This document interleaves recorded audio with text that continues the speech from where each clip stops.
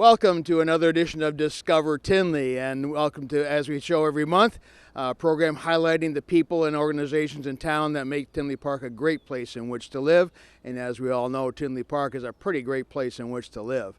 We're having a very good summer so far. As usual, every year we take you out on the road, and they go on someplace in Tinley Park in the village and see what's going on outside of town. As usual, our program is brought to you through the services of the Community Resources Commission and our high school and college volunteers behind the camera and doing all the work. So we enjoy having all that taking place this summertime. Hope you're enjoying the summertime in the plaza with the music and the bands and everything like that. There's a big art show coming up in June and something coming up every month in summertime. And don't forget the car shows on Tuesday nights in downtown Tinley Park and Oak Park Avenue. And a couple of things I just want to announce too. It's very important that we heard that Tinley Park High School, their music program, won some very outstanding awards, came first place in their state organization and a few other things. So the Tinley Park High School music program is on a very big role. Today our shot is going to be, we're outside here in front of the Tinley Park Historical Society. I don't know if any of you had a chance to come around here. It's a tremendous, tremendous museum. And we're going to talk today to some very important people in town who have a lot to do with keeping this museum going.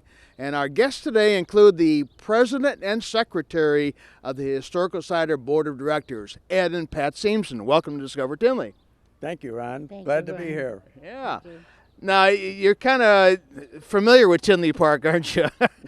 How long have you lived in Tinley Park? Well, let's say 75 years, so I think I know every little corner. I think so, and you too. Right? Yes, just about 70 years. Oh Yeah.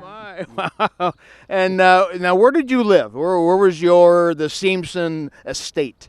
Well, it was an 80-acre farm at 167th and Harlem Avenue. Originally, it was a 400-acre farm that my great-grandfather purchased the land up and down Harlem Avenue and had mostly grain and animals, and there was 11 children in the family, and as the sons, there were five sons, as they grew up, they each got 80 acres, so that was part of my father's farm, 80 acres. Wow! And Pat, you lived in town. Where did you live now? And before you married Ed? I lived on New England Avenue, 167th, which is just a few streets over from where Ed grew up. I went to Tinley Grade School and Bremen High School. Tinley High School wasn't here then. I'm telling my age. But Yeah. Wow. yes, we met not at school because Ed went to Sandburg High School. He was on the dividing line, the Harlem Avenue dividing line. So we met at the teen club in Tinley Park. There was a teen club in Tinley Park. Where was that at? That was held on Thursday night at the VFW. Oh my! And Joe McCarthy ran the teen club. He was a great guy. I don't know if you ever had the honor of meeting Joe. I remember seeing him for a while there until he passed away. But that's who McCarthy Park is named after in town here. So he was a very important part of Tinley Park many years ago. Yes, he was. That's right. He had encouraged sports and stuff in town, and also started a lot of it with the Park District. So Yes, he he was, did. a very, very influential individual in town. JC, yes. Well, I tell you what, let's go. I said the church in back of us, the old landmark. And this has been around since when? When was this church put up? 1884. That makes it Yeah. about 130 years old. Oh my! Yes. Actually, it started really the congregation north of Tinley in an area 147th and Oak Park Avenue. It's called the Zion Lutherans. They started the congregation in that area, and Then the Bill street, was- Oak Park Avenue, then was called Bachelor's Grove, which was pretty influential and growing area out there in the 1820s and 30s. Wow. Okay. So this has been around for a while. So and it's going through some rehabilitation now. So it doesn't look like it's supposed to look, but at least you get an idea. Tell you what, let's go inside and see inside. And we'll talk a little more at Tinley Park. Well, we're inside the Zion Lutheran Church, the old church, the museum, the landmark, all the different names it's called here. Talk a bit about the church here in the inside and what it's used for. Well, right now it is mainly a wedding chapel. Yes, and we have many weddings. Last year, I believe we had about 25 weddings here.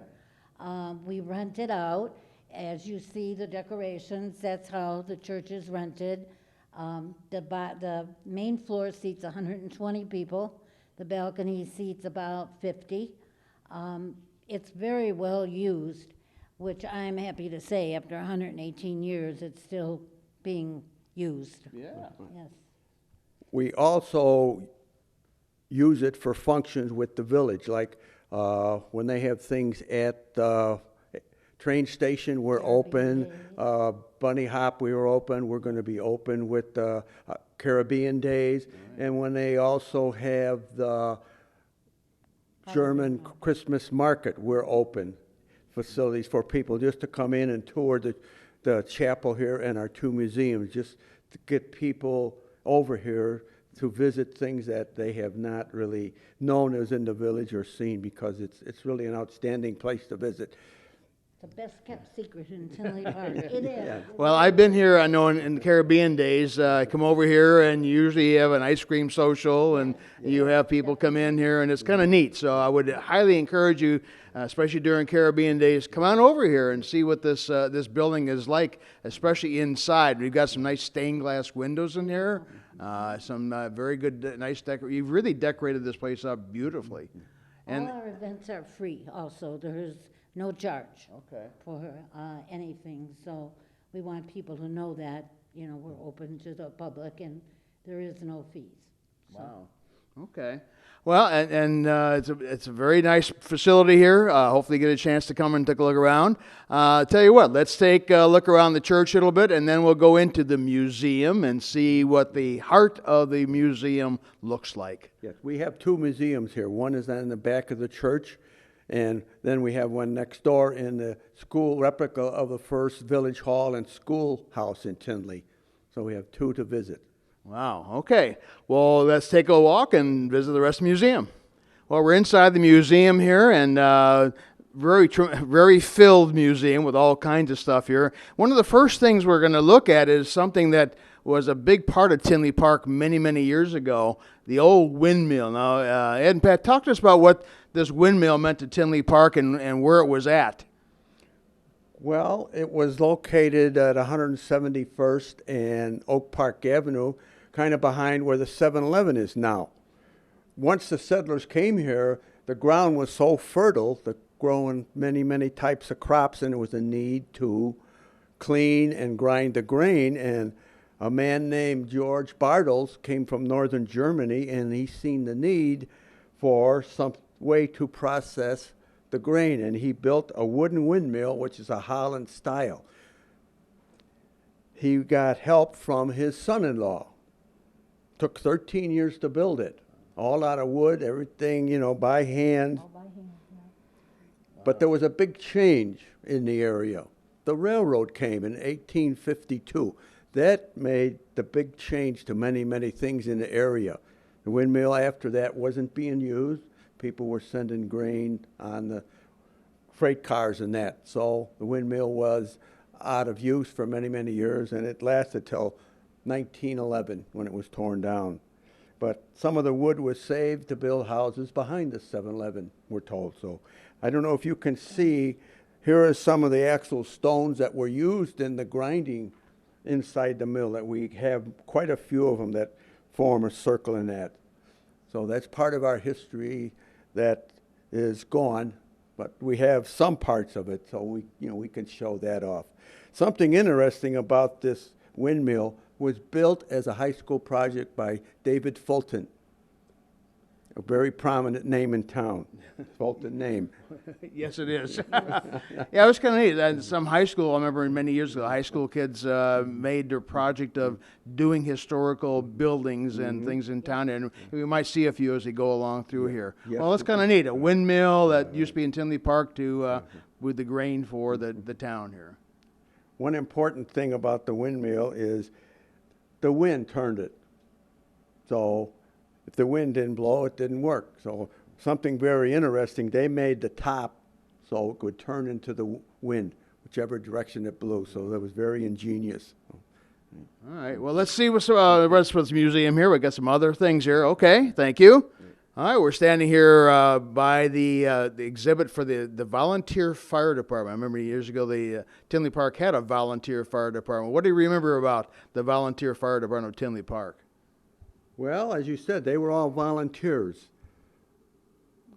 They would get a call on the telephone, would ring a certain way that they would know where to go after a call was coming in. There would be a siren that would go off that would alert them that the call is coming in. They would jump in their car and go wherever it was. So, with the volunteers, they responded right away to it. It was very, very amazing how they would do that just by with the phone call and that. And they had some very exciting events, that kept them busy. And what we're Yes. seeing here is the original fire engine? Well, it's a hose cart from the early 1900s. There's a hose wound around the center that when there was a call, the men would pull this cart out close to the fire as they could. There was only about 100 feet of hose, so they were really restricted as to the fire from a hydrant. Okay. Well, thanks to the volunteer fire department of Tinley Park many, many Yeah. years ago. And while we're looking at it, we can see a few other things in the museum here, and we'll talk about those in a little while and see what else is in this museum here. All right, where in the world is Gazelville? So it's a nice little thing. What is Gazelville and where is it? Well, Gazelville was an earlier settlement that started north of Tinley Park, across or in the area where Gibbons Gardens restaurant is right now. It was also in the area of Bachelor's Grove. The settlers came here, settled in that area out there. As you can see, started building some stores, a little general store, a barn, and a very nice house. But what happened? Again, when the railroad came up this way, a lot of the businesses wanted to move to the railroad so they could use it for whatever, would help their businesses. And the settlement Gazelville has no longer existed, but there's something very interesting. That barn that they're showing there now is still there in Sullivan Boy Scout Camp and Girl Scout Camp. The picture you see up above there is the new business, the Gazelville, started when they moved to Tinley Park on the north side of the tracks here, the Rock Island tracks. So the business was a wagon shop and repair. They sold farm goods and that. So again, that railroad made a very big change to the whole area in that. Pat? Yeah. And today, the Forest Preserve District is redoing this area of the scout camp. They're putting in overnight camping for people other than scouts. They have worked to preserve the barn. So it's still a very interesting piece of Tinley Park. Wow. One more thing. A fella named Don Gazel, which grew up in Tinley Park here, worked as a pharmacist for Cavitt's drugstore. He was very interested in the Indians, and he has carved 2 totem poles, which one is out here in our grass area to commemorate the Indians. They're very interesting. The totem poles are painted with a piece that goes up the pole. There's a meaning for every piece in that. He also had carved a second pole, which is over in the Gazelville area in the Forest Preserve. Wow. All right, let's move on from Gazelville here. Thank you. I guess the Indians were pretty big around Tinley Park. Tell us about what you're showing us here now and what's in this case. Well, this case, again, is mostly Indian stuff that has been donated by certain people. That's why it's on display. Very interesting things, some masks they use in their ceremonies and that. So there's some moccasins made out of deer skin and that. So the Indians did come to houses around, up to 1900 that they lived in the area and that. We have something here that's very interesting that was found on the Siemsen farm by my grandfather and great-grandfather as they tilled the soil. The rain would wash dirt off of the stones in that, and they would pick these up.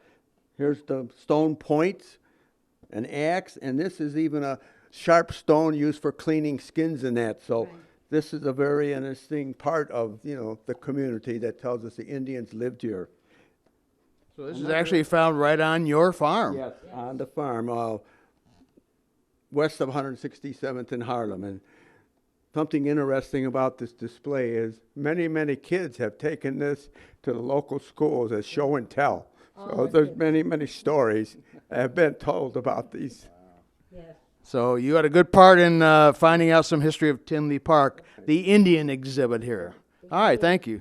All right, we've got here a good shot of some very important pieces here. What's the big thing with all the cubby holes there? Well, that's from the post office. That's how they would separate the mail years ago and put it in each person's name, or it was really, they called it a rule route. Different routes that a postmaster or his person would go out and deliver. Some of them was delivered by horse and buggy in the earlier years.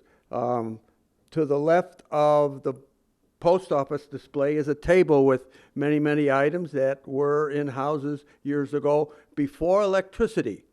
We do a lot of tours for school kids, second and third graders, and we let them pick up stuff on the table and we talk about what it was used for. Now, if you come around to the right a little, here's some wood desks that were in the schools. We put some ink in a little holder there and let them write with the ink pen. Also, the bell right there is from the first Kirby school west of town that's been donated to us. And where was that school at? Well, it was about 171st before 80th Avenue up on the hill. I remember that. I remember seeing that before they tore it down. Yeah. Remember, where was the first post office now? When you were living in town, where was the post office when you guys were living in town? Oh, well, I remember it being next to the paint store, which is gone, which was by the Savings and Loan. And prior to that, I think it was over by Benton House and Hardware on the end there. Yeah. And then also it was in the American Legion building at one time, too. But that was right before they built the new building. Wow. So it's moved around a little bit, yeah. All right, take a quick look here and look around the museum. We're going to go next door, but give you an idea what's in the museum and the main area behind the church. A lot of stuff here, so come on over and look. We're going to go next door to the Schoolhouse building now. All right, we're in the second building of the museum complex here, and this used to be a replica of the old Schoolhouse. Now, where was this located at?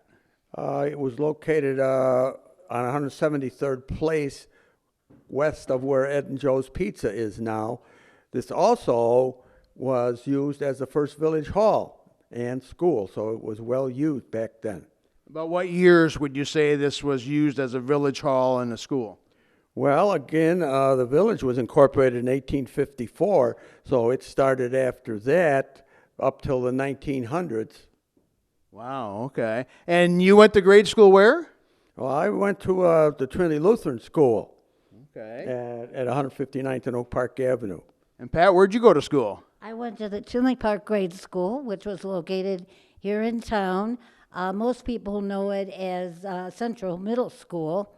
And I went all through, I think from third grade on, graduated from there.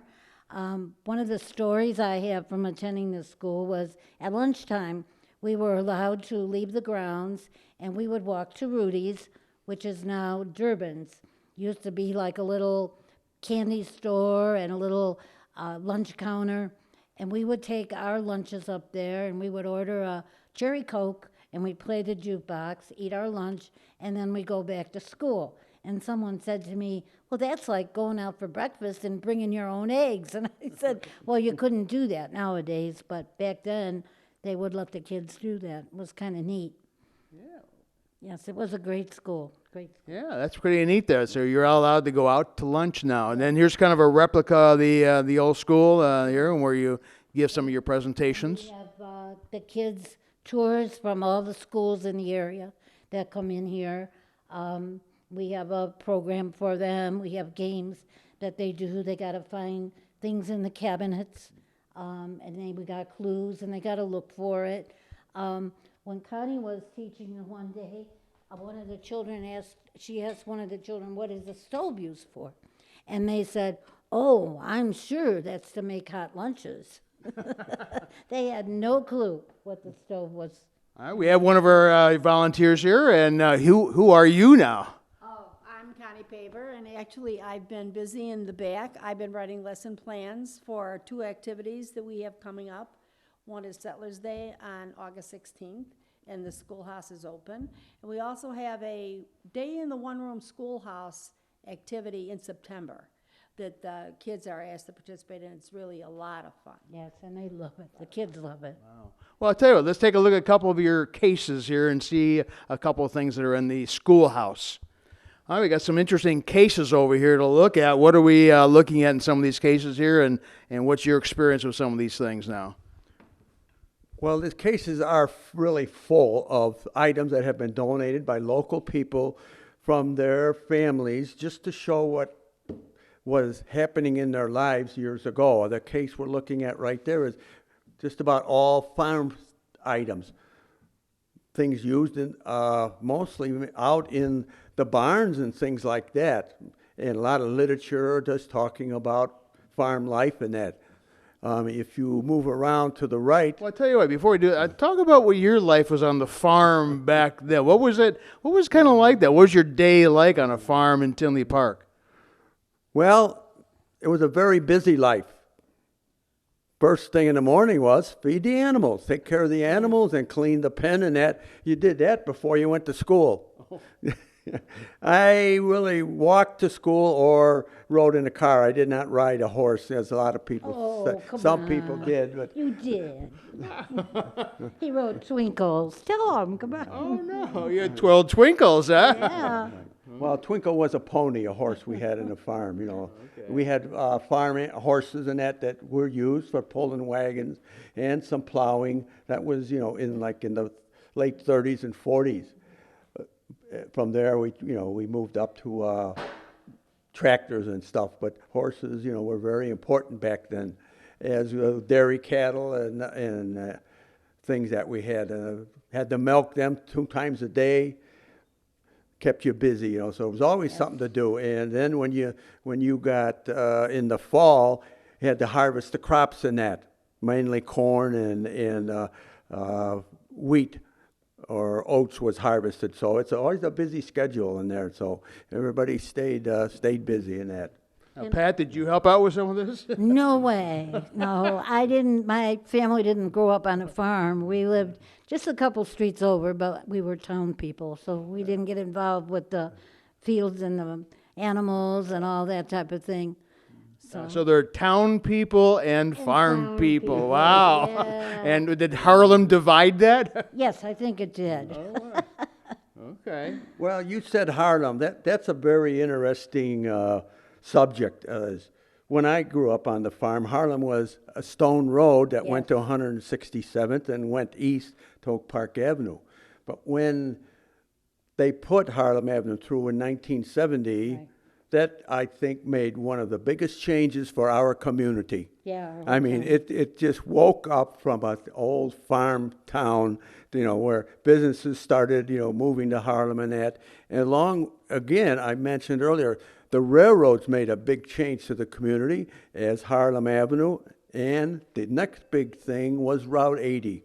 When that went through, again, that just, you know, topped it off as making it a very, very viable community for people to move to, start their businesses and that. So the town has really grown, really, from 1970 when they put Harlem Avenue through, I think. That's when the big changes were. That's correct. Main big change there, okay. Briefly, some of the other cases in here, just basically mention what's in some of these other cases here. Well, this one over here is the Tinley Park JCs, which Ed was very active in. He was president of the JCs.